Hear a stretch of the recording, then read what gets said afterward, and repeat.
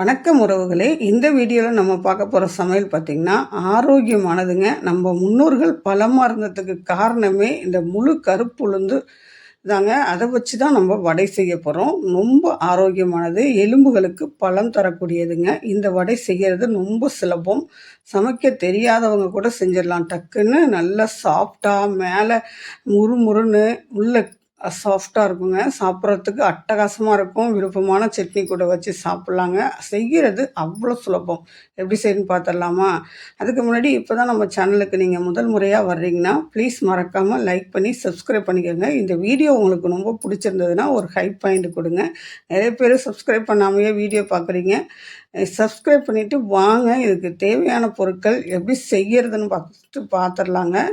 நம்ம முன்னோர்கள் சாப்பிட்ட ஒரு ஆரோக்கியமான இந்த ரெசிப்பியை ஸ்கிப் பண்ணாமல் முழுசாக பாருங்கள். முழு கருப்பு உளுந்துங்க.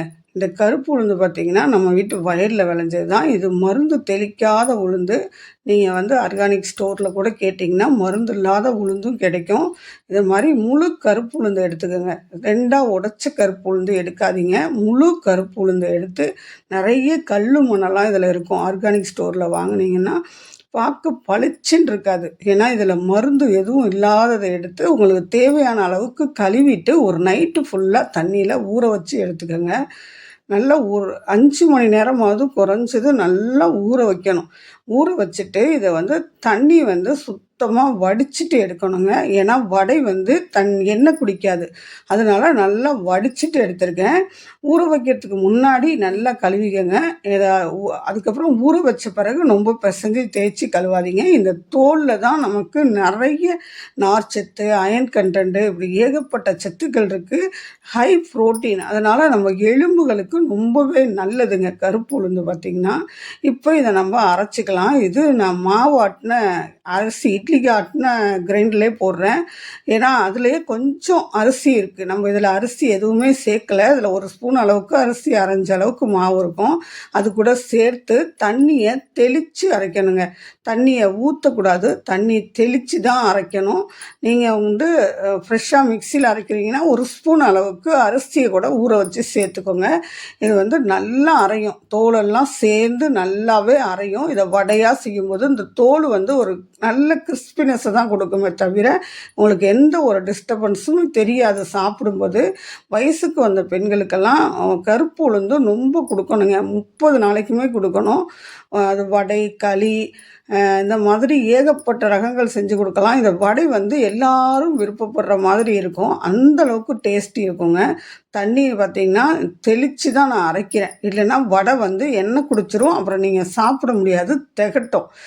நிறைய ஆரோக்கியம் சார்ந்த உணவுகளெல்லாம் செய்யும்போது கொஞ்சம் நம்ம சின்ன சின்ன விஷயங்களை பார்த்து செஞ்சிட்டோம்னா போதுங்க. தண்ணியை லைட்டாக தெளித்து இதை அரைச்சிங்கன்னா நல்ல மாவு சூப்பராக அந்த மாதிரி பந்து மாதிரி வரும். கொஞ்சம் கூட அந்த தொழுன்னு இல்லைங்க அந்த மாவு. அப்படி தொறுன்னு இருந்ததுன்னா ஒன்றும் இல்லைங்க. கொஞ்சமாக அரிசி மாவு சேர்த்து மிக்ஸ் பண்ணிக்கோங்க. நான் உப்பு, கல் உப்பு மாவு அரைக்கும் போதே சேர்த்துட்டேன். மற்றதெல்லாம் சேர்த்துக்கலாமா? இப்படி பார்த்தீங்கன்னா கைகளில் தண்ணியில் நனைச்ச பிறகு கையில் ஒட்டாமல் இருக்கணும். அப்போ தான் வடை கிறிஸ்பியாக வரும். நல்லா பிஞ்சு கருவேப்பிலை தலைங்க, சின்ன வெங்காயம், கொஞ்சம் மிளகு, கொஞ்சம் வரமிளகாங்க. இதுக்கு பச்சை மிளகாய் விட வரமிளகாய் போடுங்க. கொஞ்சம் இஞ்சி, கொஞ்சமாக பூண்டுங்க. பூண்டு, இஞ்சி நல்லா குட்டி குட்டியாக நறுக்கி போட்டிங்கன்னா சூப்பராக இருக்கும். மிளகு குழந்தைங்கள்லாம் சாப்பிட போகிறாங்கன்னா மிளகு அரைக்கும் போதே சேர்த்துக்கோங்க. உப்பும் மிளகும் அரைக்கும் போதே சேர்த்து இஞ்சியும் சேர்த்து அரைச்சிங்கன்னா இந்த வடை வேறு லெவல் வாசனையில் இருக்கும். இது எல்லாத்தையும் போட்டு நல்லா மிக்ஸ் பண்ணணும். மாவை நல்லா அடித்து பிசைங்க.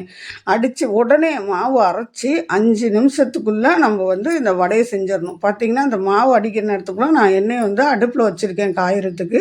இதை அடித்து முடித்ததும் நம்ம வடை தட்டி போட போகிறோம். இந்த வடை வேகிறது தெரியாது உங்களுக்கு. அதனால் ரொம்ப கேர்ஃபுல்லாக பொரித்து எடுக்கணும். உள்ளே வேகாமல் இருந்துட்டாலும் வடையை சாப்பிட முடியாது. அதை கொஞ்சம் கவனமாக இருக்கணும். வீடியோ ஸ்கிப் பண்ணாமல் பாருங்கள். அப்போ தான் இந்த வடை வந்து எப்படி வேக வச்சு எடுக்கிறதுங்கிற ரகசியத்தையே நான் உங்களுக்கு சொல்ல போகிறேங்க. இந்த மாவை கையில் எடுத்திங்கன்னா நல்லா உருட்டுறதுக்கும் வரும், அந்த வடை தட்டுறதுக்கும் வருங்க. சில பேருக்கு வடை தட்டுறதுக்கு வராதில்ல, அவங்க வந்து கொஞ்சம் கவனமாக பார்த்துக்கோங்க. வடை ரொம்ப ஈஸிங்க. வடை வந்து நல்லா ரவுண்டாக சென்டரில் ஓட்டை போட்டு போடுறது ரொம்ப ஈஸி. இந்த மாதிரி உருட்டிக்கங்க. உருட்டிட்டு இப்படி பண்ணிவிட்டு இந்த கட்டை விரலால் நம்ம 4 விரலில் மாவை பிடிச்சிக்கிட்டு கட்டை விரலில் நடுவில் சென்டரில் ஓட்டை போடணும். அவ்வளோ தாங்க. இதே மாதிரி தட்டி நம்ம எல்லா வடைகளையும் பொரித்து எடுக்க போகிறோம். அருமையாக இருக்குங்க. இந்த வடை பார்த்திங்கன்னா சூப்பராக இருக்கும். எண்ணெய் வந்து மிதமான சூட்டில் வச்சுக்கோங்க. நல்லா சூடாக ஆன பிறகு அடுப்பை வந்து குறைந்த தீயில் வச்சுக்கோங்க. ஏன்னா வடை வந்து அப்படியே கருகுன மாதிரி போயிடும். ஆல்ரெடி கருவாச்சி. இந்த கருப்பு உளுந்து பார்த்திங்கன்னா நல்லா நிறைய கொதிக்கிற எண்ணெயில் போட்டிங்கன்னா அப்படியே டக்குன்னு கருத்து போயிடும். நீங்கள் வெந்துட்டோ அப்படின்னு எடுக்கிற மாதிரி வந்துடும். அந்த மாதிரி செய்யக்கூடாது. நல்ல எண்ணெய் வந்து மிதமான சூடு வந்ததுக்கு அப்புறமா நீங்கள் வந்து குறைந்த தீயில் வச்சுக்கோங்க. சின்ன சின்னதாக கிள்ளி கூட போடுறதுனாலும் போடலாம். நீங்கள் வடையாக தான் தட்டி இதை சாப்பிடணும் அப்படிலாம் ஒன்றும் கிடையாது. இந்த வயசுக்கு வந்த பிள்ளைங்களுக்கெல்லாம் பார்த்திங்கன்னா 30 நாளும் எங்கள் கிராமத்தில் இந்த கருப்பு உளுந்த களியா வடையா இப்படி மாற்றி மாற்றி செஞ்சு கொடுப்பாங்க. அப்படி பெரிய மனுஷியான பொண்ணுங்களுக்கு நீங்கள் செய்கிறீங்கன்னா நல்ல செக்கில் ஆட்டின நல்லெண்ணெயில் செஞ்சு கொடுங்க. ஏன்னா நல்லெண்ணெய் வந்து காலையில் எழுந்திரிச்சோன்னா வயசுக்கு வந்த பெண்களுக்கெல்லாம் ஒரு முட்டை நல்லெண்ணெய் இந்த கருப்பு உளுந்தில் ஏதாவது ஒரு உருண்டை மாதிரி அப்படியே பச்சை உளுந்தை வறுத்து மாவு அரைச்சி கருப்பட்டி சேர்ந்து கொடுப்பாங்க. இப்போ உள்ள குழந்தைங்கள்லாம் அந்த எண்ணெயெல்லாம் குடிக்க மாட்டாங்க. ஆனால் அதெல்லாம் இடுப்பு எலும்புகளையும் நம்ம மொத்த முதுகெலும்புகளையும் வலுப்படுத்துறதுக்காக தான் அதெல்லாம் பெரியவங்க நமக்கு கொடுத்தாங்க. பெரியவங்களோட உணவு வந்து பெரிய ரகசியம்லாம் இருக்காதுங்க.